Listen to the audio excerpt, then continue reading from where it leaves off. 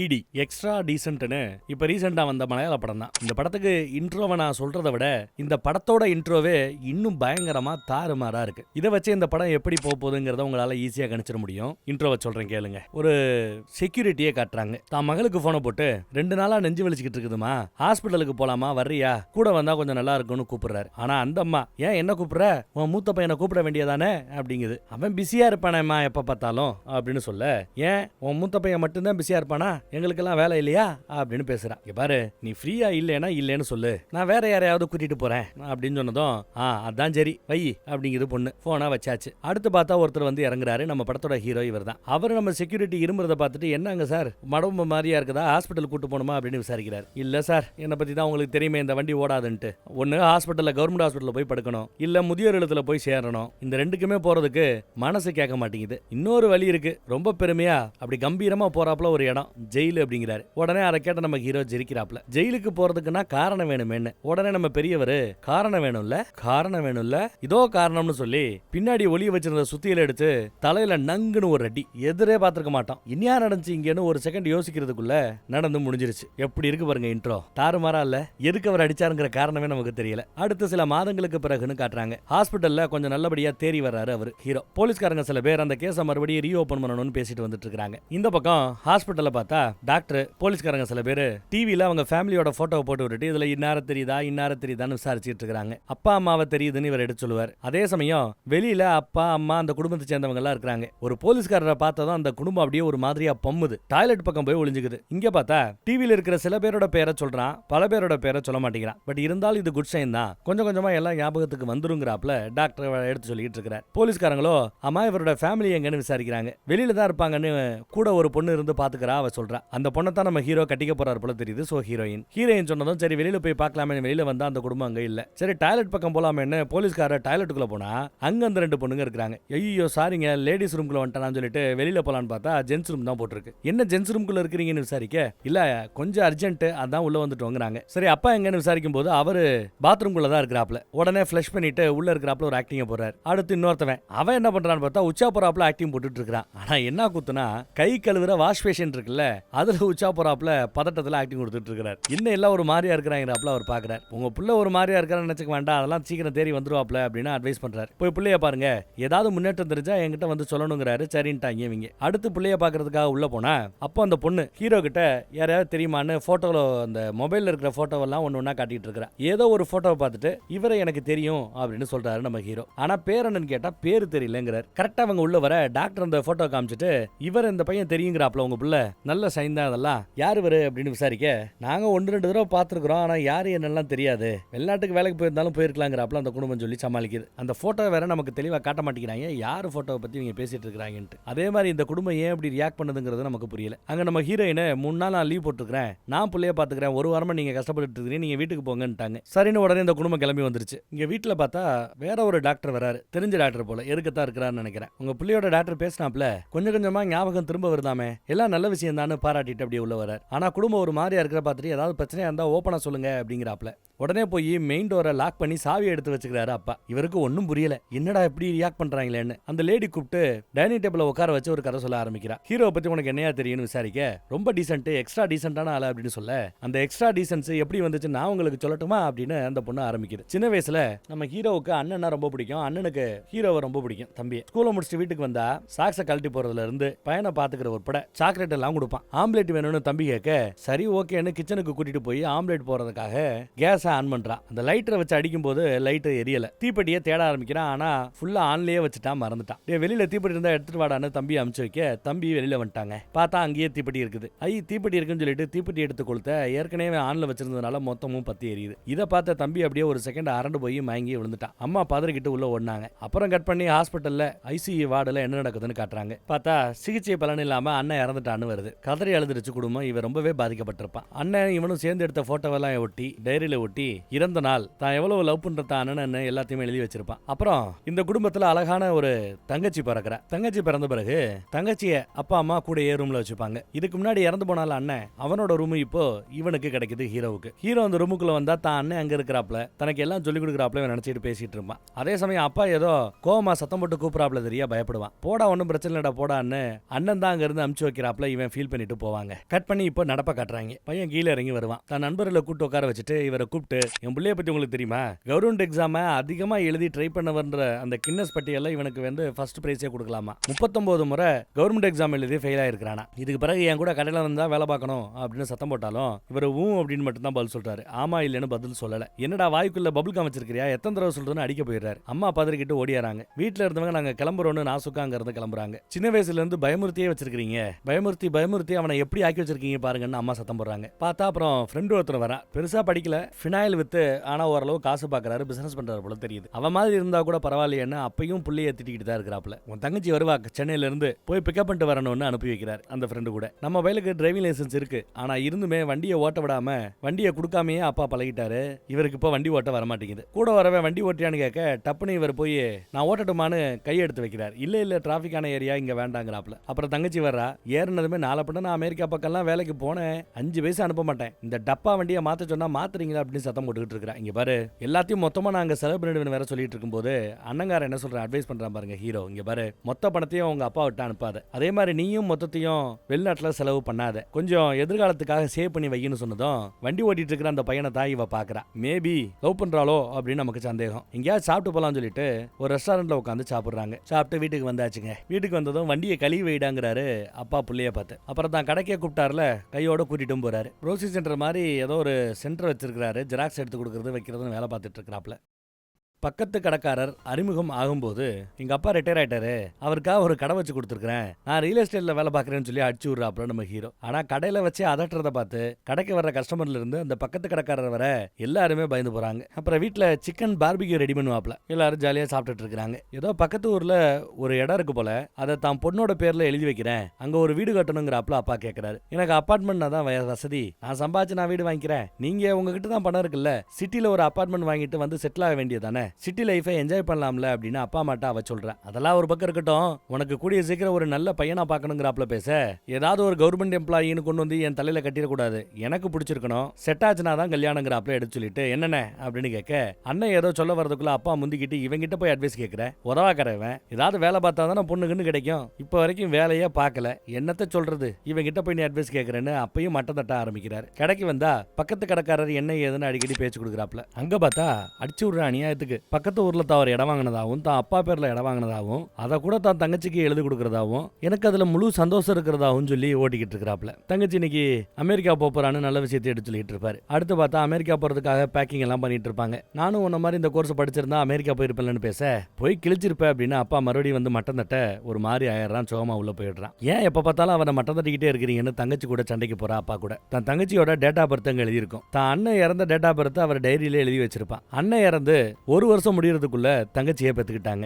அப்போ பெருசா இவனோட அண்ணன் இறந்ததுக்கு அவங்க வருத்தப்படவே இல்லைன்னு சொல்லி அவங்க மேல இவனுக்கு கொஞ்சம் கோவம் வருது. சரி வா சென்ட் ஆஃப் பண்ண ஏர்போர்ட்டுக்கு போலான்னு கூப்பிட்டா நான் வரலன்னு அடம்பிடிக்கிறான். சரி ஓகே டேக் ரெஸ்ட், நான் போயிட்டு வரேன்னு சொல்லிட்டு இவ கிளம்புறா. ரூமுக்குள்ள இவன் போனவன் ஒரு மாதிரி டென்ஷன் ஆயிட்டே இருக்கிறான். அவனுக்கு என்ன கோவம்னா, இவங்க அண்ணன் எரிஞ்ச நிலைமையில ஐசியூ வார்டுல கிட்டத்தட்ட 3 மாசம் இருந்திருக்கிறான். அடுத்த 8 மாசத்துல தங்கச்சி பாப்பா பிறந்திருக்கிறா. அப்ப என்ன அர்த்தம், ஐசியூ வார்டுல புள்ள சாக கிடக்கும் போது இவங்க வீட்டுல குடும்பம் நடத்தி இருக்கிறாங்க. இது அவங்க கிட்ட எப்படி பேசணும் எப்படி கேட்கணும் ரிஹர்சல் பார்த்துக்கிட்டு இருக்கிறான். விறுவிறுன்னு உள்ள வந்தவரு அவங்க அப்பாவையே பயங்கரமா ஏத்து பேச ஆரம்பிக்கிறான். ஓப்பனா கேட்டான், ஒரு 3 மாசம் எங்க அண்ணன் ஐசியூல கஷ்டப்பட்டு கிடக்கும் போது அவனை ஐசியூ வார்டுல அப்படி கஷ்டமான சூழல வச்சுக்கிட்டு எப்படி உங்களால சந்தோஷமா இருக்க முடிஞ்சதுன்னு கேட்டு அங்க இருந்த சேரை எடுத்து ஒரே அடியில சேரை சுக்கு நூறா உடைச்சு போட்டு போயிருப்பான். அப்பா அரண்டு போயிட்டார். அவரு தாசில்தாரா இருந்தவர், இந்த அம்மா டீச்சரா இருந்தவங்க. 2 பேரும் என்ன பண்ணணும் ஒண்ணுமே பண்ண முடியல, அப்படியே கப் சுப்புன்னு ஆயிட்டாங்க. இதையெல்லாம் டாக்டர் கிட்ட எடுத்து சொல்லிட்டு இருக்காங்க. டாக்டர் இந்த கதையை கேட்டுவிட்டு, ஏங்க உங்களுக்கு அறிவில்ல, பிள்ளைய ஹாஸ்பிட்டல்ல போட்டு எப்படி உங்களால முடிஞ்சதுன்னு ஒரு கேள்வி கேட்டுவிட்டு, சரி அது கிடக்கட்டும் அடுத்து மீதி கதையை சொல்லுங்கன்னு விசாரிக்கிறார். அன்னைக்கு டேட்டுக்கு அவர் ரொம்ப பவர்ஃபுல்லா இருந்ததா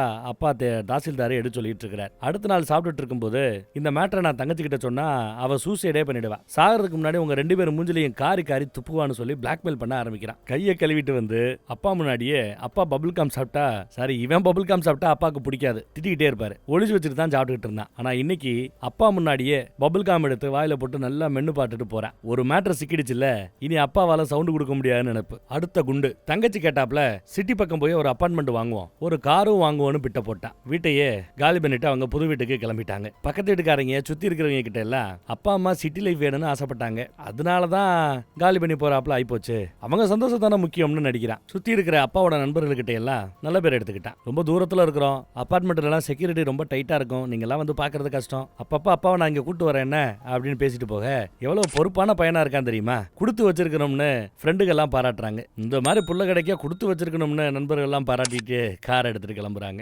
அபார்ட்மெண்ட்ல வந்து செட்டில் ஆயாச்சு. தங்கச்சியோட லவ்வரா நம்ம ஹீரோக்கு ஃப்ரெண்ட் எல்லாம் கிடையாது, அடிக்கடி வந்து போய்கிட்டு இருப்பான். அதே மாதிரி தங்கச்சி லவ் பண்றாளா என்னன்னு ஒரு கிளாரிட்டி கிடைக்கல. இல்லைன்னா ஏன் மாஞ்சு மாஞ்சு வந்து வேலை செய்யணும், இங்கேயும் வந்து காஃபி சாப்பிட்டு அடிக்கடி கூப்பிடுங்க, தூரமா இருக்கலாம் யோசிக்க வேண்டாம் நான் வருவேன் அப்படின்னு பேசுவாரு. ரொம்ப தூரம்ப்பா, அடிக்கடி வரது கஷ்டம், வண்டி கிண்டி ஓட்டுறதுக்கு ஆள் தேவைன்னா நாங்க லோக்கல் டிரைவரை யூஸ் பண்ணிக்கிறோம், நீ டிரைவர் எதுக்கு கஷ்டப்பட்டுக்கிட்டு போய் பினால் பிசினஸ் பாரு அப்படின்னு சொல்லி நான் சுக்கா அங்க இருந்து அனுப்பிச்சு வைக்கிறாப்ல. கதவை சாத்தினதும் இவங்க 2 பேரும் புள்ளைய பாக்குறதுக்கே பயப்படுறாங்க.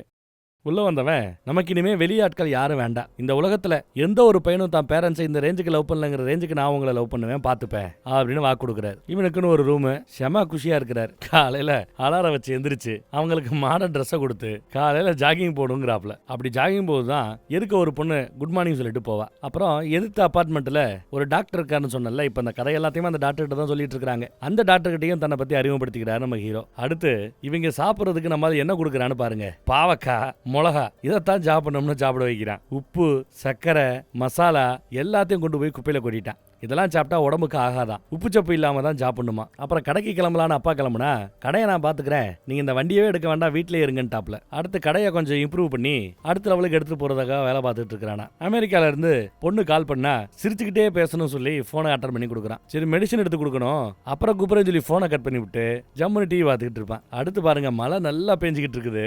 அந்த மழையில அப்பாவையும் அம்மாவையும் நல்லா நனைய விட்டு ஊஞ்சலாட விட்டு வீடியோ எடுத்துக்கிட்டு இருக்கிறாப்ல. கேட்டா ரீல்ஸ் போகணும்னு ஆசைப்பட்டாங்க, அதான் எடுத்துக்கிட்டு இருக்கேன்னு சும்மா போய் சொல்லிக்கிட்டு இருக்கிறான். ஆனா இவன் நினைக்கிற எல்லாத்தையுமே அவங்க பண்ணணும்னு ஆசைப்படுறாப்ல சொல்லி செமையா கலாச்சிக்கிட்டு இருக்கிறான். சுத்தி இருக்கிற ஆட்கள் எல்லாம் இவங்களை பார்த்து கவனிச்சிட்டு இருக்காங்க. அடுத்து மெடிக்கல் டெஸ்ட் ஏகப்பட்ட டெஸ்ட் எடுத்துருக்காங்க. டெஸ்ட் ரிசல்ட் எல்லாம் நார்மலா இருக்கு. உங்க அப்பா அம்மா 2 பேரும் பர்ஃபெக்ட்லி ஆல்ரைட்டுங்கிறாரு எடுத்த டாக்டர்காரர். சூப்பர்னு செக்அப் எல்லாம் முடிச்சுட்டு அம்மா அப்பாவை கூட்டிட்டு போறான். அங்க நம்ம செக்யூரிட்டி இருக்கிறாப்ல. இந்த மாதிரி ஒரு புள்ள எனக்கு இல்லையான்னு எனக்கு ரொம்ப வருத்தமா இருக்கு, பொறாமையா இருக்குன்னு செக்யூரிட்டி பேசுற ரேஞ்சுக்கு ஆயிப்போச்சு. அப்புறம் அவங்களோட கல்யாண நாளா பிறந்த நாளான்னு தெரியல, அனிவர்சரி கல்யாண நாள் தான் நினைக்கிறேன். கேக் கட்டிங் எல்லாம் நடக்குது. சுத்தி நிறைய பேரை வர வச்சிருக்காங்க. கேக்க தனக்கு ஊட்டி விட சொல்லி இவன் ஆணு வாயா புலக்கிறான். சுத்து கொட்டாரத்துல எல்லாரும் பேரையும் நல்ல பேர் எடுத்துக்கிட்டான். அடுத்து அப்பாவுக்கும் அம்மாவுக்கும் மாத்திரை சாப்பிட்ற நேரம் சொல்லிட்டு மாத்திரையை கொண்டு போய் கொடுக்குறான். எங்களுக்கு தான் டாக்டர் ஒண்ணு இல்லைன்ட்டாங்கல்ல, அப்புறம் எதுக்கு மாத்திரை கொடுக்குறேன்னு அம்மா கேட்டா, இது வருமுன் காப்போமா, ஏதாவது உடம்பு சரியில்லாம நீங்க படுத்துட்டீங்கன்னா பெட்லயே கக்கா போவீங்க, உச்சா போவீங்க, இதெல்லாம் கிளீன் பண்ற ரேஞ்சுக்கெல்லாம் நான் ஆள் இல்ல, அப்படியெல்லாம் நடக்காம பாத்துக்கணும், அதுக்கு தான் உங்களை நான் பார்த்து கவனிக்கிறேங்கிறாப்ல.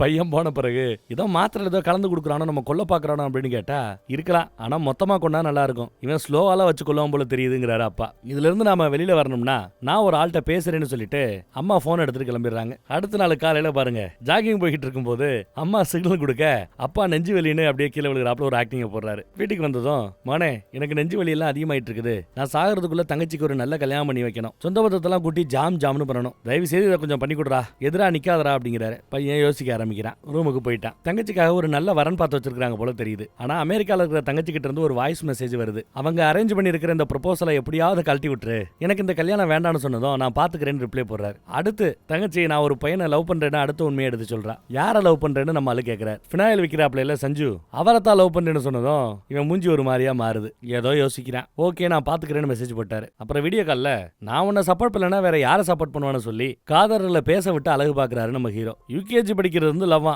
ஃபினாயில் விக்கிறவர் சொல்றாரு, பேரு சஞ்சு சொல்றாப்ல. அந்த பொண்ணு இவன் 7ஆம் கிளாஸ் படிக்கும் போது தான் லவ் பண்ண ஆரம்பிச்சாலாம். இவன் யூகேஜிலேயே லவ் பண்ண ஆரம்பிச்சிருக்கான். அப்புறம் பெங்களூர்ல பொண்ணு படிக்க போகும்போது அப்பப்ப இவன் போய் பாக்குறதும் உண்டா. கூல் ட்ரிங்க்ஸ் குடிக்கும் போது ஏதோ பிளான் பண்ண ஆரம்பிக்கிறான். நல்லதுக்கா கெட்டதுக்கான்னு தெரியல. நைட்டு வீட்டுக்கு வந்து சஞ்சுவோட அப்பா அம்மாட்ட பேசிட்டேன், ஞாயிற்றுக்கிழமை அவங்க நம்மள வீடு வந்து பாப்பாங்க, சனிக்கிழமை தங்கச்சி வந்துருவாள்ல, யாரையாவது எக்ஸ்ட்ரா கூப்பிடுமா அப்படின்னு கேட்டா அப்பா யாரையும் கூப்பிட வேண்டாங்கிறாப்ல. குட் நைட் சொல்லிட்டு போயிட்டான். ஆமா வீடு பக்கம் வந்தாச்சு, நல்லபடியா பேசிட்டு இருக்காங்க, அடுத்த லீவுக்கு வரும்போது கல்யாணம் பண்ணிக்கலாம் அப்படிங்கிறாப்ல அப்பா சொல்லுவாரு. அதுக்கு ஒரு வருஷம் காத்திருக்க வேண்டி இருக்குமேனு போயிட்டு வந்ததும் யூகேஜில இருந்து லவ் பண்றானா, இன்னும் ஒரு வருஷம் காத்திருக்கிறது கஷ்டமாச்சுங்கிறாரு நம்ம ஹீரோ. அப்புறம் என்கிட்ட கூட அவன் ஃப்ரெண்டானது என் தங்கச்சியை ஓட்டுறதுக்கு தான் சிரிச்சுக்கிட்டே லைட்டா பிட்ட போடுறான். அவன் என்னதான் சிரிச்சுக்கிட்டு பேசினாலும் ஒவ்வொரு மேட்டரும் கொஞ்சம் கருத்தா இருக்குது. பெங்களூர்ல 12ஆம் கிளாஸ் என் தங்கச்சியை படிக்க வச்சா அடிக்கடி இந்த பையன் போய் பார்த்துட்டு வந்திருக்கான் தெரியுமா அப்படின்னு அடுத்த பிட்டையும் போடுறான். எல்லாரோட மூஞ்சி ஒரு மாதிரியா லைட்டா மாற ஆரம்பிக்கும். ரூம் எல்லாம் அங்க வாடகைக்கு எடுத்துருக்காங்க, அடுத்து என்ன நடந்திருக்குன்னு உங்களை சொல்லவா வேணும் அப்படின்னு அடுத்த பிட்ட போட்டதும் முகம் இன்னும் மோசமா மாறுது. அப்போ என் தங்கச்சிக்கு வயசு ஒரு 18 கூட இருக்காது. 18 வயசுக்குள்ளேயே என் தங்கச்சி கிட்ட அந்த மாதிரி பழகி இருக்கிறான். கேசு கீசுன்னு போச்சுன்னா போக்சோ சட்டத்துல உள்ளதுல வேண்டி இருக்கும் அப்படின்னு ஒரு மிரட்டுறான். எல்லாரும் ஆடி போறாங்க. இப்போ உங்க வீட்டுல ஒரு பொண்ணு இருந்து இந்த மாதிரி ஒரு பையனுக்கு பொண்ணு கேட்டு வந்தா நீங்க கொடுப்பீங்களா? கொடுக்க மாட்டீங்கல்ல. அப்புறம் நாங்க ஏன் கொடுக்கணும்? பொண்ணு கொடுக்க விருப்பம் இல்லைன்னு என் அப்பா அம்மா விருப்பப்படுறதா ஒரு குண்டை தூக்கி போடுறான். உங்க ஃபைனல் பிசினஸுக்கு பணம் கொடுத்தது கூட என் தங்கச்சியா தான் இருக்கும், ஐடியா கொடுத்தது கூட என் தங்கச்சியா தான் இருக்கும். என் தங்கச்சிக்கு டிரைவர் வேணா மட்டும் கூப்பிட்டு விடுறான் அப்படின்னு அசிங்கப்படுத்தி விட்டாப்ல நம்ம ஹீரோ. நல்லா சம்பாதிக்கிற பொண்ணு வேணுமோ அப்படின்னு கேட்டதும் யாருக்கே வேணும் உங்க பணம் போங்கயான்னு கோவப்பட்டு அவங்க கிளம்பிடுறாங்க. வாடான்னு கூப்பிட்டதும் இவனும் போவான். போவேண்டான்னு கையை பிடிப்பா தங்கச்சி. நம்ம ஹீரோவோட சுயரூபத்தை தெரிஞ்சது நீ எதுக்கு இதெல்லாம் பண்றேன்னு எனக்கு புரியுதுங்கிறாங்க தங்கச்சி. பாரு எப்ப வேணாலும் இந்த வீட்டுக்கு நீ வரலாம் போலாம், ஆனா இவ இல்லாதப்ப வரணும் போகணும் அப்படிங்கிறாப்ல சொல்றதும் இந்த வீடு வாங்குறதுக்கே காசு போட்டது நான் தான் அப்படிங்கிறா அவ. ஆனா அதுக்கு என்ன ப்ரூஃப் இருக்குன்னு கேக்குறான் இவன். உன் பணமோ இந்த அபார்ட்மெண்ட்டும் எனக்கு தேவையில்லை, என் உடம்புல சத்து இருக்கிற வரைக்கும் நான் உழைக்க போறேன், சம்பாதிக்க போறேன், என்ன இப்படி மாறிட்டேன்னு சொல்லிட்டு தங்கச்சி கோவப்படுறா. பொட்டி படிக்க கட்ட ஆரம்பிக்கிறா. அப்பா அம்மா சொத்து பத்துல ஒரு சல்லி பைசா கிடைக்காது அப்படின்னு சொல்லிட்டான் வேற. பொட்டி படிக்க எடுத்துட்டு வரும்போது தாராளமா கிளம்புன்னு அனுப்பிச்சு வைக்கிறாரு. சஞ்சு தான் கூட்டு போறான். வீட்டை கூட இவன் பேர்ல தான் எழுதி வாங்கியிருப்பான்னு நினைக்கிறேன். அவ போன பிறகு கதவை சாத்திட்டு இனிமே இந்த மாதிரி ஒருத்தி நம்ம வீட்டுல வாழ்ந்தாங்கிறதே மறந்துடுவோம். அவகிட்ட யாரும் இனிமே கான்டாக்ட் வச்சுக்க கூடாது, இனிமே நம்ம குடும்பத்துல நீங்க 2 பேரு நான் ஒருத்தன் 3 பேர் மட்டும்தான் அப்படின்னு சீனை போடுறாப்ல. நெஞ்சு வலி நேரம் சரியா இருக்குமே அப்படின்னு பிட்ட போட்டு போறான். ராத்திரியான அம்மாவுக்கு அழுகழுகியா வருது பாவம். அப்பா டென்ஷன்ல சிகரெட் அடிச்சுட்டு இருக்கிறார். பொண்ணு கால் பண்ற பேசணும். தான் ரூமுக்கு ஓடி போய் பொண்டாட்டிக்கிட்ட இந்தா பேசுன்னு சொல்லிட்டு போனை கொடுக்குறாரு. அவன் வரானா நான் பாக்குறேன்னு ஓடி போய் வெளியில காவ காக்குறாரு. எங்க இருந்து கால் பண்றேன்னா சஞ்சுவோட வீட்டுல இருந்து தான் கால் பண்றா. வர திங்கக்கிழமையே பக்கத்துல இருக்கிற கோயில்ல வச்சு கல்யாணம் பண்றதா முடிவு பண்ணிட்டு தான் சொல்லிட்டா. நீங்க வருவீங்களா அப்படின்னு கூப்பிட்டா அப்பாட்ட போன் கொடுக்குறேன்னு அம்மா அப்பா கிட்ட போனை கொடுக்குறாங்க. இப்போ அம்மா போய் அண்ணங்கார வரனா இல்லையான வாட்ச் பண்ணிட்டு இருக்காரு. திங்கக்கிழமை கல்யாணம் வாங்கன்னு கூப்பிடுறா பொண்ணு. எங்க 2 பேரோட ஆசீர்வாதம் உங்களுக்கு எப்பவுமே உண்டு.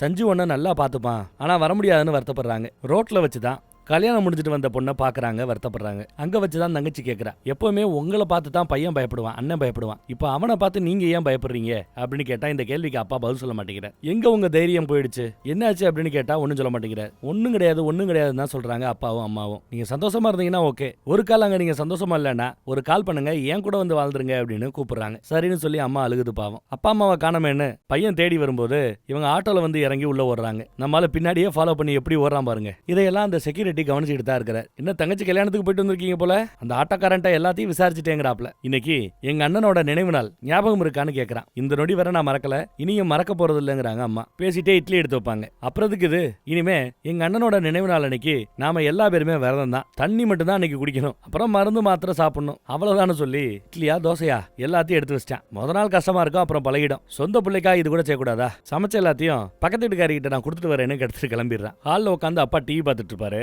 அம்மா போனை நோண்டிட்டு இருப்பாங்க. போனை பார்த்தா கண்ணு கட்டு போயிடும்னு போனை பிடிங்கி வைக்கிறான். டிவி பார்த்தாலும் கண்ணு கட்டு போயிடும், டிவியும் ஆஃப் பண்ணி போடுறான். அப்பாவுக்கு கொஞ்சம் கோவம் வருது, இருந்தாலும் அடக்கி வாசிக்கிறாரு. இன்னைக்கு ஃபுல்லா எதையும் பண்ணக்கூடாதான், டிவி பார்க்க கூடாதான், மொபைல் பார்க்க கூடாதான், பிள்ளைய நினைச்சுக்கிட்டே இருக்கணுமா இறந்து போன பிள்ளைய. பழைய கேசட் ஒண்ணு போட்டு விட்டுருக்கான். சின்ன வயசுல இவனை பாட சொல்லி அம்மா கேட்டிருப்பாங்க போல, அது ரெக்கார்டா இருக்கும் போல. அந்த பழசெல்லாம் போட்டு விட்டுட்டு பிளே பண்ணிட்டு அப்படியே உட்காந்துட்டு இருக்கான். பசி தாங்காம பிரெட் ஆப்பிள் ஏதாவது இருக்கான்னு ஃப்ரிட்ஜ் நோண்டிட்டு இருக்கிறார் அப்பா. எல்லாத்தையும் எடுத்து வீசிட்டானா பையன். கொஞ்சம் கோவத்துல போனை நோண்டிக்கிட்டு இருந்தா அப்பையும் போனை நோண்டக்கூடாதுன்னு பிரச்சனை பண்றான். போனை புடுங்க பார்த்தா விலையை போடான்னு கோவப்படுறாரு. போனை கொடுங்க நாளைக்கு கொடுக்குறப்பா அப்படின்னு மிரட்டுறான். நீ என்னடா சொல்றது, இந்த வீட்டுக்கு நான் தான் ராஜா, நான் தான் முடிவு பண்ணுவேங்கிறாரு. போனை கொடுக்க முடியாதுங்கிறாரு. போனை புடுங்கிறதுக்காக பையன் விரட்ட ஆரம்பிக்கிறான். டைனிங் டேபிள இறுக்கி அவரை நகர முடியாம லாக் பண்றான். அவர் இந்த பக்கம் தள்ள, இவன் அந்த பக்கம் தள்ளன்னு டைனிங் டேபிள வச்சு சண்டை போட்டுட்டு இருக்கிறாங்க அப்பாவும் பிள்ளையும். புருஷனுக்கு சப்போர்ட்டிவா அம்மாவும் அந்த பக்கம் போய் தள்ள பாக்குறாங்க. 2 பேரும் சேர்ந்து தள்ளதும் பையன் பின்னாடி போய்கிட்டு இருக்கிறாப்ல. இதுக்கு பேக்ரவுண்ட் மியூசிக் இப்படி ஒரு பேக்ரவுண்ட் மியூசிக் போடுறாங்க. விவரமா டைனிங் டேபிளுக்கு அடியில போய் அப்பா காலை பிடிச்சு கீழே வாரி விட்டா. அப்புறம் 2 பேரும் கட்டி பிடிச்சி சண்டை போட்டுக்கிட்டு இருக்கிறாங்க. காலை பிடிச்சி கடிச்சு வைக்கிறா வேற. அம்மா பிள்ளைய ஓகி ஒரு எத்து விடுவாங்க. அப்படியே பெல்ட் அடிச்சு அந்த பக்கத்துல போய் விழுவான். ஒரு வழியா அப்பாவோட போனை பிடிங்கிட்டாங்க. கடிச்சதுல அவர் பாவம் வழியில துடிச்சிட்டு இருக்கிறார். டாக்டர் கிட்ட கூட போக வேண்டாம், டாக்டர் கிட்ட போட்டா யார் கடிச்சா என்ன ஏதுன்னு எல்லாம் கேள்வி வரும்னு இவங்களே வீட்டுல கட்ட போட்டுக்கிட்டு இருக்காங்க. அப்ப புள்ள மறுபடியும் வருவான் மன்னிப்பு கேட்கறதுக்கு. சாரி அப்பான்னு அப்பா காலில் விழுந்து மன்னிப்பு கேட்கறான். தெரியும் தெரியாம பண்ணிட்டேன் மன்னிச்சுக்கங்கன்னு அழுகுறான். அநியாயத்துக்கு கதறி கதறி அழுகுறான். எனக்கு என்ன ஆச்சுன்னு தெரியல, திடீர்னு இந்த மாதிரி பிஹேவ் பண்ணிட்டேன், என்ன மன்னிச்சுக்கங்கம்மான்னு கதறி கதறி அழுகுறாரு. அழுது முடிச்சுட்டு கிளம்பி போயிட்டே இருக்கிறான். ஆனா எல்லாம் நடிப்புங்கிறாரு அப்பா. எல்லாம் நடிப்புன்னு அப்பா சொல்ல, அம்மா சாச்சா உண்மையிலேயே வருத்தப்படுறான்னு சொல்ல, இதையெல்லாம் அந்த பக்கத்துல மிச்சரை சாப்பிட்டுக்கிட்டு குறிப்பா கவனிச்சிட்டு இருக்காரு நம்ம ஹீரோ. நம்ம செக்யூரிட்டி கிட்ட அப்பா பேசிட்டு இருப்பாரு. என்ன பண்ணிட்டு இருக்கீங்கன்னு உடனே பையன் போய் விசாரிக்கிறான். லஞ்சுக்கு நேரம் ஆயிடுச்சு வாங்கன்னு கூட்டு போறான். மேல போனதான் அம்மாட்ட போட்டு கொடுக்குறான். அந்த செக்யூரிட்டி கிட்ட எல்லாத்தையும் சொல்லிட்டாரு போல. போச்சு போச்சு, மானம் மரியாதை போச்சு. செக்யூரிட்டிக்கு தெரிஞ்சா சுத்தி இருக்கிற எல்லா பேருக்குமே தெரிய ஆரம்பிச்சிடும். இனிமே இந்த இடத்துல வாழ முடியாது அப்படி இப்படின்னு ஏத்தி விடுறேன் அம்மாவை. அம்மாவும் கோவப்பட்டு திட்டுறாங்க அப்பாவை. ஏன்னா ஒன்னும் பெருசா எதுவுமே சொல்லடி அப்படின்னு சொன்னாலும் பையன் கேட்க மாட்டேங்கிறான். போச்சு, அவருக்கு உண்மை தெரிஞ்சு போச்சு. இப்போ ஒன்னு பண்ணியாகணும்னு சொல்லி மீன் குழம்பு வீட்டுல பண்ணிருப்பாங்க.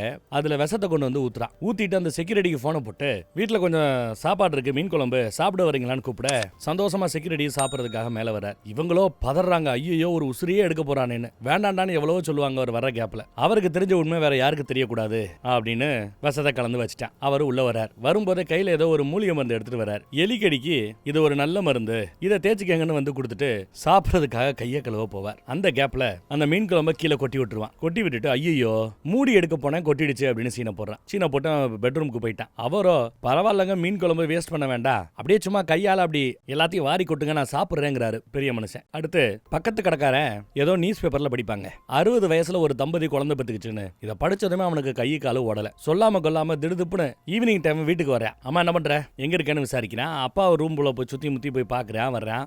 என்னடா பாக்குற அப்படின்னு கேட்டா, இனிமே நீங்க 2 பேரும் ஒன்னாவே படக்கூடாது, நீ பக்கத்து ரூம்ல தான் போய் படுக்கணுங்கிற அப்பாவை பார்த்து. மறுபடியும் நான் ஒரு அண்ணன் ஆகிறதுக்கு விரும்பலங்கிற. அவங்க மூஞ்சி அப்படியே வாடி போச்சு பாவம். ராத்திரி தூங்கும்போது கூட அப்பாவை தனியா தான் படுக்கணும்னு தனியா கொண்டு போய் படுக்க போறான். வெறுத்து போச்சு அவங்க 2 பேருக்கு வாழ்க்கையே. திடீர்னு ஒரு நாள் பையங்கார பக்கத்து கடைக்காரரோட சேர்ந்து ஒரு பாருக்கு சும்மா போவான். டான்ஸ் ஆடலாம் தெரியாதுன்னு சொல்லிவிட்டு என்னமா டான்ஸ் ஆடுறான் ஓரா பண்றான்னு பாருங்க. அதே சமயம் அந்த பக்கம் மொட்டை மாடியில அப்பா விஷ மருந்து வாங்கிட்டு வந்திருக்கிறேன், ஏசிக்கு பக்கத்துல அந்த விஷ மருந்தை வச்சுட்டு நாம 2 பேரும் படுத்துட்டா போதும், காலையில எந்திரிச்சு பார்க்கும்போது 2 பேரும் செத்து போயிருப்போம், இதுதான் நீ நானும் கடைசியா ஒன்னா படுக்கிறது, நாம செத்து போயிடலாம் அப்படின்னு முடிவு பண்ற. அப்ப அம்மா ஒரு கேள்வி கேட்பாங்க, சாகிறதுன்னு முடிவானா நாம ஏன் சாகணும் அப்படின்னு கேட்கறாங்க. அல்டிமேட் கேள்வி. அடுத்து பார்த்தா சாப்பாட்டுலையும் குழம்புலையும் விஷத்தை கலந்து ரெடி பண்ணி வச்சிருக்காங்க. ஆட்டோல இவன் வந்து அன்னைக்கு தான் அந்த அபார்ட்மெண்ட்ல வந்து இறங்குறான். அப்பா கையில சுத்தியலோட அம்மா விஷம் கலந்த சாப்பாடோட அவனுக்காக காத்துட்டு இருக்காங்க. ஆனா அன்னைக்குன்னு பார்த்துதான் நம்ம செக்யூரிட்டி சுத்தியால் அடிச்சது 5-6 மாசம் ஹாஸ்பிட்டல் அவன் கிடந்தது. இவ்வளவு நடந்திருக்குன்னு எடுத்து சொல்லும் போது அந்த ஏத்த டாக்டர் இந்த மாதிரி ஒரு பையன் யாருக்குமே கிடைக்கூடாது, இந்த மாதிரி வாழ்க்கை உங்களுக்கு கிடைக்கூடாதுன்னு வருத்தப்படுறாரு. அப்பா அம்மாக்களோட வாழ்க்கைங்கிறது பிள்ளைகளுக்காக மட்டுமேங்கிற அவனோட சிந்தனை தான் அதுல மிகப்பெரிய பிரச்சனையே. அவங்களுக்குன்னு தனியா ஆசை பாசம் வாழ்க்கையெல்லாம் இருக்குங்கிறத பசங்க புரிஞ்சுக்கணும் அப்படின்னு எடுத்து சொல்றாங்க. இப்ப எப்படியாவது அவன் மறந்த இந்த விஷயத்தை மறுபடியும் ஞாபகப்படுத்திடக்கூடாது. அவனோட அந்த ஞாபகம் மறதி கண்டினியூ ஆகணும். இந்த மேட்டர் மட்டும் மறுபடியும் அவனுக்கு நினைவுக்கு திரும்பிச்சுன்னா மறுபடியும் பழைய மாதிரி டார்ச்சர் பண்ண ஆரம்பிச்சிருவான்னு வருத்தப்பட்டு பேசிட்டு இருக்கும் போதே போன் கால் அடிக்குது. போன்ல அந்த பக்கம் டாக்டர் தான் பேசுறாரு. உங்க பையன் ஒருத்தனை பார்த்து அடையாளம் காமிச்சாரு, பட் பேர் மறந்து போச்சுல்ல, அந்த துபாய்க்கு போன பையனை கண்டுபிடிச்சிட்டேன், இன்னைக்கு பாக்குறதுக்கு வராரு அப்படின்னு ஒரு பெரிய குண்டை தூக்கி போட இவங்க பதறி அடிச்சுட்டு ஓடியாராங்க. டாக்டர் அவர் ஏத்து டாக்டர் நான் கிளம்புறேன்னு கிளம்ப போகும்போது அவரை கிளம்ப விடாம கையோட உடிச்சு இங்க கூட்டு வராங்க. இங்க வந்து பார்த்தா அந்த ஏர்போர்ட்ல இருந்து வந்து இறங்கிட்டான். என் நண்பனை பாக்குறேன்னு ஆர்வமா துடிக்கிறான். டாக்டர் வேற உன் நண்பனை நான் காட்டுறேன், எல்லாமே நல்லபடியா நடக்க போகுது அப்படி இப்படின்னு குட் நியூஸ் எல்லாம் பேசிட்டு இருக்காரு. அப்புறம் இந்த குடும்பம் வரும். அந்த குடும்பம் வந்ததுமே உங்களுக்கு ஏகப்பட்ட குட் நியூஸ் பா, இந்த பக்கம் குட் நியூஸ் அந்த பக்கம் குட் நியூஸ் இருக்கிறாரு டாக்டர். உடனே ஏத்து டாக்டர், ஏமா நீங்க 2 பேரும் அந்த பக்கத்துல இருக்கிற குட் நியூஸ் என்னன்னு கேளுங்க, நீங்க 2 பேரும் அந்த பக்கத்துல போய் இருக்கிற குட் நியூஸ் கேளுங்க, ஹால விடுங்கன்னு கிளம்பி போக பார்த்தா விட மாட்டேங்கிறாரு அப்பா. வாயா கூடவே அந்த டாக்டர் கூட்டிட்டு போறாப்ல. பக்கத்து கடைக்காரன் போய் நம்ம ஹீரோவை பார்த்து பேசுறாப்ல. அன்னைக்கு நீ எனக்கு பணம் தரேன்னு சொன்னடா, நானும் ரொம்ப சந்தோஷமா இருந்தேன், ஆனா அன்னைக்குன்னு தான் பார்த்து உனக்கு அடிபட்டுருச்சு, பணம் கிடைக்காம நானும் வேற வழி இல்லாம துபாய்க்கு வேலைக்கு போக வேண்டியதா போயிடுச்சு, வேலைக்கு போயிட்டேன், இப்போ கொஞ்சம் பணத்தை அரேஞ்ச் பண்ணி கொடுக்க முடியுமா அப்படின்னு கேட்க அடுத்த செகண்ட் நம்ம ஹீரோ மயங்கிறாரு. என்ன இந்த மாதிரி தூங்குறியா அப்படின்னு பாக்குறான் இவன். அந்த பக்கம் டாக்டர் கிட்ட சொல்றாருன்னா பையனை டிஸ்சார்ஜ் பண்ணிடலாம், வீட்டுக்கு கூட்டு போயிட்டீங்கன்னா மெமரி திரும்பறதுக்கு ஒரு நிறைய வாய்ப்பு கிடைக்கும், மெமரி ரெக்கவரி ஆகிறதுக்கு சான்சஸ் அதிகங்கிறாரு. வீட்டுக்கு கூட்டு போயிட்டா. டாக்டர் கூட பேசிட்டு இருக்கும் போதே அந்த பக்கத்து கடைக்காரர் வராப்ல. தன்னை அவனுக்கு ஞாபகம் இல்லையா, ஒரே மன வருத்தம். இந்த போட்டோ காமிச்சா கண்டிப்பா அவனுக்கு ஞாபகம் வந்துடும் ஒரு போட்டோ எடுத்து வச்சிட்டு இருக்காரு. அப்ப அம்மா அப்பாவை பார்த்துட்டு ஏதாவது காசு கொடுத்து ஒளிச்சு கட்டுங்க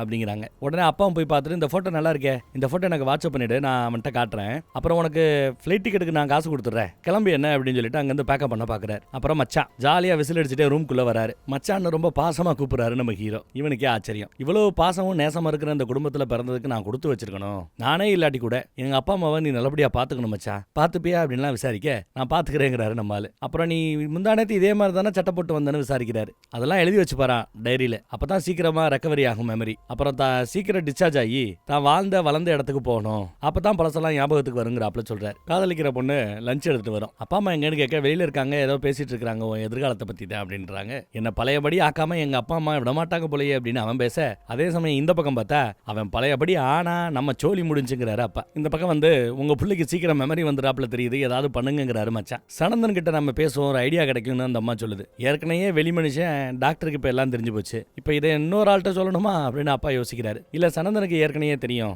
அவன் தான் ஐடியா கொடுத்தா நம்ம தங்கச்சிக்கு கல்யாணம் பண்ணி வைக்கிற ஐடியா பத்தி அவன்கிட்ட சொல்றத தப்பு இல்ல, ஐடியா கேட்கலாங்கிறாங்க அம்மா. எல்லாம் சேருன்னு முடிவு பண்ணிட்டாங்க. அப்பாவுக்கு இதுல சுத்தமா விருப்பம் இல்ல. ஏன்னா அந்த சனந்தன் யாருங்கிறது நமக்கு எல்லாம் தெரியாது, அவரை அறிமுகப்படுத்தி வைக்கிறார். சனந்தங்கிறவன் ஒரு காலத்துல இந்த அம்மா கூட வேலை பார்த்தவன், இந்த அம்மாவுக்கு ஒரு நண்பரும் கூடயா. இப்படி எல்லாம் இந்த அம்மா எடுத்து சொல்லும் போது அவன் தானே அன்னைக்கு ஒரு நாள் நீ சொல்லி என் காலை உடைச்ச அப்படிங்கிறாரு அப்பா. ஏய் அது ஏதோ தெரியாதனமா நடந்து போச்சு, ஏதாவது ஒரு கஷ்டமான சூழல் வரும்போது ஒரு பிளம்பரையோ எலக்ட்ரீஷியனையோ கூப்பிடணும்னு அவசியம் இல்ல, சனந்தனை கூப்பிட்டா போதும் எல்லாம் சரியா போயிடும்னு கையை பிடிச்சு சொல்லிட்டு போக அப்பா முகம் மாறுது. இப்ப நம்ம ஆவலா எதிர்பார்த்துட்டு இருக்கிற அந்த புது கேரக்டர் வர்றாப்ல, அம்மாவோட பெஸ்டி வர்றாரு. எல்லாரையும் வரிசையா உட்கார வச்சு இதுக்கு ஒரே ஒரு சொல்யூஷன் தான் இருக்குங்கிறாப்ல. என்ன சொல்யூஷன் கேட்டா, அவனை டிஸ்சார்ஜ் பண்ணி இங்க கூட்டு வரணும். ஆனா அவன் இங்க வர்றதுக்கு முன்னாடி இந்த வீட்டை நம்ம கம்ப்ளீட்டா மாத்தணும், வேற வேற கலர்ல பெயிண்ட் பண்ணணும், வேற வேற இன்டீரியரை போடணும், இருக்கிற பழைய ஐட்டத்தெல்லாம் தூக்கிட்டு புது ஐட்டமா இறக்கணும், எதுவுமே அவனுக்கு ஃபெமிலியரா இருக்க கூடாதுன்னு ஒரு ஐடியா கொடுக்குறாரு. வீட்டையே ரெனோவேட் பண்றாங்க. ஆனா அவனுக்கு ரொம்பவே பிடிச்சது என்ன, தான் அண்ணன் பயன்படுத்தின கபோர்டும் தான் அண்ணன் பயன்படுத்தின கட்டிலும். அது ரொம்ப பெருசா இருக்கிறது, கழட்ட முடியல மாற்ற முடியலன்றதுக்காக அதை அப்படியே கிடக்கட்டும்.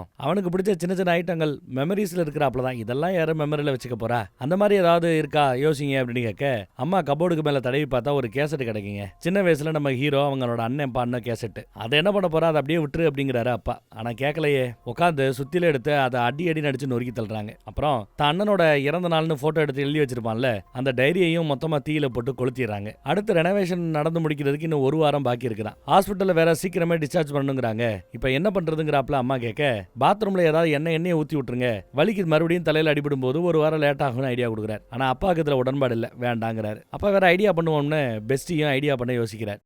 இந்த பக்கம் பார்த்தா தங்கச்சிக்காரி தான் மச்சான அனுப்பிச்சு விட்டு தான் புருஷன் அனுப்பிச்சு விட்டு ஏதோ ஒரு முக்கியமான மேட்டர் பேச சொல்றாங்க. புருஷனும் போறான்.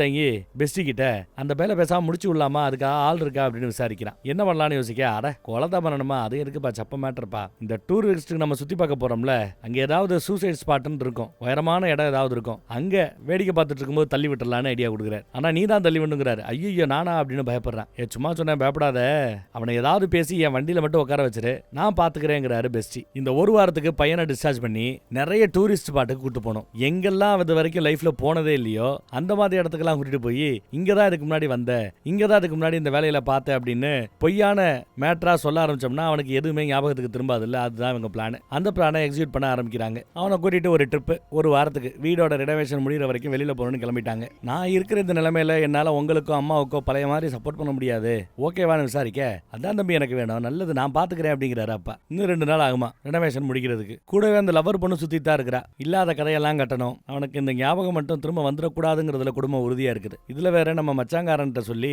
இவனுக்கு ஏதோ சூதாட்ட பழக்கம் இருந்ததாகவும், ஆன்லைன்ல சூதாடி பணத்தை எல்லாம் இழந்துட்டதாகவும், குடும்பம் மானம் போயிடுச்சதாகவும், இந்த இடத்துல இருந்து எவ்வளவு பேர் கீழே விழுந்து சூசைட் பண்ணிருக்காங்கன்னு தெரியுமா அப்படிங்கிறாப்ல லைட்டா ஏத்தி விட்டுட்டே இருக்கிறாரு. உன் இடத்துல நான் இருந்திருந்தா 1க்கு 2 தடவை நேரம் கூச்சிருப்பேன் தெரியுமான்னு சீனை போடுறாரு மச்சான். அதை கேட்டதா அப்படியே அவர் முன்னாடி போவார். குடும்பத்தையே நாஸ்திப்படுத்திட்ட, குடும்பமே இப்போ சூசைட் பண்ணிக்கிறதுக்கு இருக்குது, ஏகப்பட்ட கடனை வாங்கி வச்சிருக்கிற அப்படி இப்படின்னு ஏத்தி விடுறாரு. இவனா உள்ள விழும் போது அதை வீடியோ எடுத்துக்கிட்டா சூசைடுன்னு எடுத்துக்கலாம்ல, அதுக்காக போன் எடுத்துக்கிட்டு அப்படியே ஏத்தி விடுறாரு. பக்கத்துல போனவன் எனக்கு பயமா இருக்கு வீட்டுக்கு போவோம் அப்படின்ட்டான். அடுத்த நாள் பார்த்தா நேத்து நீ சொன்னதுல இருந்து எனக்கு தூக்கமே வரலங்கிறாப்ல. ஏதோ கனவு வந்துச்சான். சாப்பாட்டுல விஷத்தை ஊத்திட்டு யாரு ஃபர்ஸ்ட் சாப்பிடலாங்கிறாப்ல டிஸ்கஷன் அவங்களுக்குள்ள. இப்ப அந்த கடன் எல்லாம் அடைச்சிட்டாங்கன்னு சொல்ற, இனிமே அந்த வாழ்க்கைக்குள்ள திரும்ப போக விரும்பல, அம்மா அப்பாவோட கஷ்டத்தை போக்கணுங்கிறாப்ல எல்லாம் பேசிட்டு இருக்காரு நம்ம ஹீரோ. பெஸ்டியோட பிளான் ஒண்ணு கூட ஒர்க் அவுட் ஆகலங்கிறாரு மச்சான். அதே சமயம் நம்ம ஹீரோக்கு வைத்தியம் பார்த்து டாக்டர் போனை போட்டு ஒரு குட் நியூஸ் இருக்குங்கிறாரு. அவன் எப்பெல்லாம் குட் நியூஸ் சொல்றானோ அப்பெல்லாம் இந்த குடும்பம் பதறும். தன்னோட ஃப்ரெண்ட் ஒருத்தர் அமெரிக்கால டாக்டரா இருக்கவரு தற்சமயம் இங்க வந்திருக்கிறாரா. உங்க பிள்ளைய கூட்டிட்டு வந்தீங்கன்னா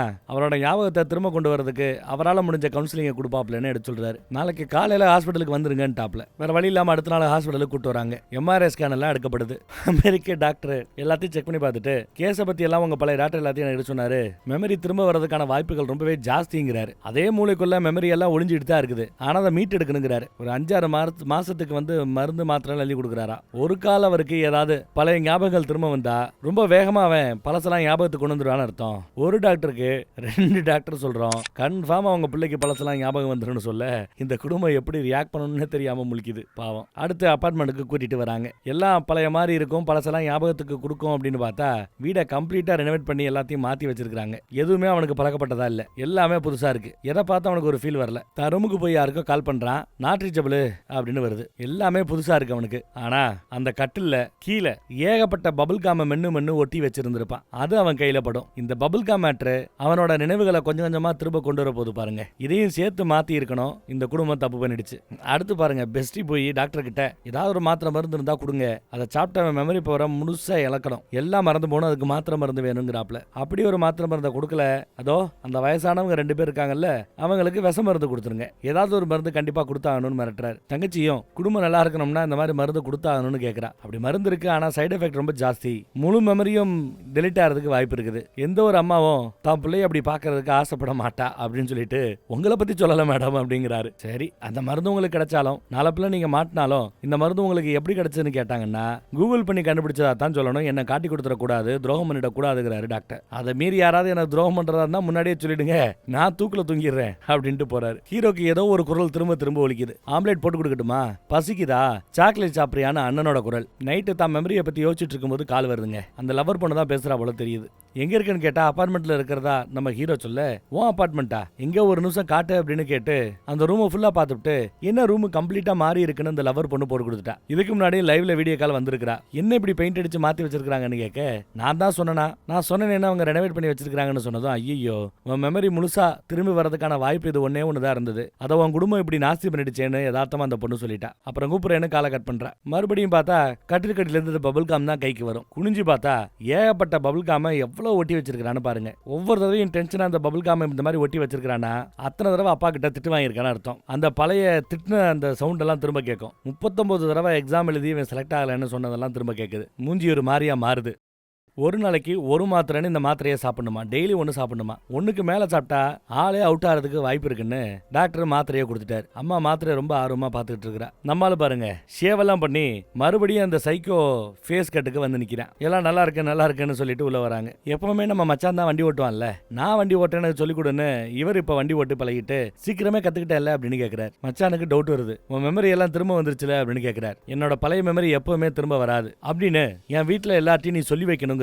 அப்படி நீ சொல்லும்போது அவங்க ரியாக்ஷன் என்னங்கறத நான் பார்க்கணுங்கிறாப்ல. அப்ப எல்லாம் ஞாபகம் வந்துருச்சோ, அப்புறம் வீட்டில் இருக்கிறவங்களுக்கு கால் பண்ணு, ஃபினால் வத்துக்கிட்டு இருந்து நீ அமெரிக்கால போய் செட்டில் ஆக போறேல்ல, அதுக்காக ஒரு பார்ட்டி, குடும்பத்தில் எல்லாத்தையும் வர சொல்லுங்கிறாரு. எல்லாம் ஞாபகம் வந்துருச்சுன்னு நினைக்கிறேன். பாவம் ஏற்கனவே மிரட்டினாப்ல, மச்சான் இனிமே நம்ம ஹீரோக்கு மெமரி திரும்ப வராது, வரவும் வாய்ப்பு இல்லை அப்படின்னு சொன்னதும் தங்கச்சி தான் ரொம்ப சந்தோஷமா சிரிக்கிறா. அவங்க ரியாக்ஷனை பார்க்கணும்னு ஆசைப்பட்டாரு, பார்த்துட்டாரு. ஒன்னும் கவலைப்படாதீங்கண்ணா, நான் இருக்கிறேன், நான் தங்கச்சி ஆறுதலாம் சொல்லிட்டு இருக்கிறா. பழசெல்லாம் ஞாபகத்துக்கு வரலன்னு. எனக்கு ஞாபகம் வருது இருக்கும்போது நீங்க எல்லாம் என் கூட இருந்தீங்க, அதனால உங்க கூட நான் எப்பவுமே இருப்பேன்னு சத்தியம் பண்றேங்கிறாப்ல. அப்புறம் எல்லாத்தையும் ஒரு சத்தியம் வாங்குறான். நம்ம பெஸ்டி உட்பட, மச்சா உட்பட நாம எல்லாம் இனிமே ஒரே குடும்பமா ஒன்னா இருக்கணும்னு சத்தியம் பண்றான். பெஸ்டி என்ன நினைக்கிறாருன்னா, மாத்திரை கொடுக்க ஆரம்பிச்சதுனால பிஹேவியர் மாறுன்னு சொன்னாங்கல்ல, அந்த மாதிரி மாறிடுச்சோன்னு நினைக்கிறாப்ல. ராத்திரி அம்மா தூங்க போகும்போது நம்ம மூத்த பிள்ளை சீக்கிரமே செத்து போனதை நினைச்சு எனக்கு தெரிஞ்சு நல்லதுன்னு நினைக்கிறேங்கிறாங்க அவங்க. இல்லனா அவனுக்கும் கீழே நாம அடிமையா தான் வாழ்ந்துருப்போமோ என்னவோ அப்படிங்கிறாங்க. அந்த பக்கம் தங்கச்சியாரி, அண்ணன் நினைச்சா ரொம்ப வருத்தமா இருக்குது, மறுபடியும் பழைய மாதிரி அவன் மாறவே முடியாது இல்ல அப்படின்னு வருத்தப்பட்டு பேசிட்டு இருக்கிறா. மச்சானா ஆமான்னு தலையாட்டிட்டு இருக்கிறார். நேத்துல இருந்து பாக்குற நீங்க ஒரு மாதிரியாவே பிஹேவ் பண்றீங்களா, என்ன மேட்டர்னு கேட்டா ஒண்ணு இல்லைங்கிறாப்ல. நாம அமெரிக்கா போன பிறகு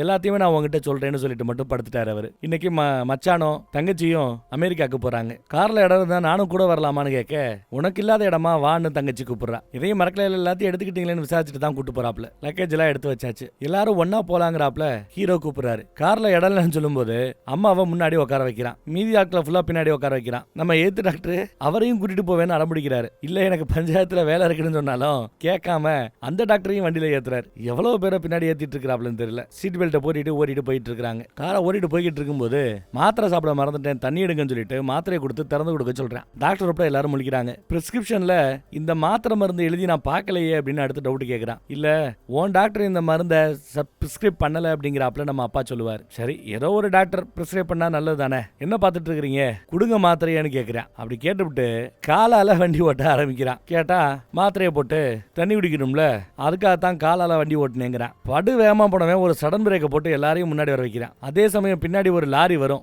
அவங்களும் சடன் பிரேக் போட்டாங்க. Just miss. சடன் பிரேக் போட்டதே இந்த லாரி வந்து முட்டாதாங்கிறதுக்காகத்தான். லாரிக்காரன் பிரேக் போட்டு திட்ட ஆரம்பிக்க வண்டியை விருட்டு எடுத்துட்டு போயிட்டு இருக்கிறான். இந்த உலகத்துல இருக்கிற எல்லா ரிலேஷன்ஷிப்பும் எதனால ஒட்டிக்கிட்டு இருக்கு தெரியுமா அப்படின்னு கேட்கிறாரு. எதுக்காக அப்படின்னு கேட்டா, ஒருத்தன் காதலுக்காக அன்புக்காக எல்லாம் பேசுவாங்க, அதெல்லாம் கிடையாது, பயங்கிறாரு. பயம்தான் ரிலேஷன்ஷிப் எல்லாம் மெயின்டைன் ஆகிறதுக்கு காரணங்கிறாப்ல. அப்புறம் வண்டியை இன்னும் கண்ணா பின்னான்னு ஓட்ட ஆரம்பிக்கிறான். வண்டி நிப்பாட்டுன்னு அம்மா கதறாங்க, டாக்டர் கதறாரு, எல்லாரும் கதறாங்க. ஆனாலும் வண்டியை நிப்பாட்ட மாட்டேங்கிறான். என்ன மட்டும் இறக்கி விட்டு டாக்டர் கேட்டு பாக்குறாரு. அதுக்கும் வண்டியை நிப்பாட்டல. யோ டாக்டர், நான் இப்ப சாப்பிட்ட மாத்திரை நீ தானே எனக்கு கொடுத்த அப்படின்னு கேட்கிறாரு. அதோட சைடு எஃபெக்ட் என்னங்கிறது உனக்கு நல்லா தெரிஞ்சிருக்கணுமேங்கிறாரு. எல்லாமே தெரிஞ்சிருக்கு நம்ம வயலுக்கு. அப்புறம் அந்த பெஸ்டியை கூப்பிட்டு, எங்க அப்பா அம்மாக்காக நீ ரொம்பவே மெனக்கட்டு இருக்கிற போலயே அப்படின்னு அடுத்தவன் குடும்பத்துக்குள்ள புகுந்து அது இதுன்னு ஐடியா கொடுக்கறது தப்பு இல்ல அப்படிங்கிறாரு. ஆமா தம்பி, தப்பு தான் தம்பின்னு பெஸ்டி ஒத்துக்கிறாரு. பாடு வேகமா வண்டியை ஓட்ட அம்மா பயந்து கத்துறாங்க. அடுத்து தங்கச்சியும் மச்சானையும் பார்த்து, நான் கோமால கிடந்தப்போ சத்தம் இல்லாம என் குடும்பத்துக்குள்ள புகுந்துட்டீங்கல்ல, என் வீட்டுக்குள்ள புகுந்துட்டீங்கல்ல அப்படின்னு ஒரு மிரட்ட தங்கச்சி பயந்து போறா.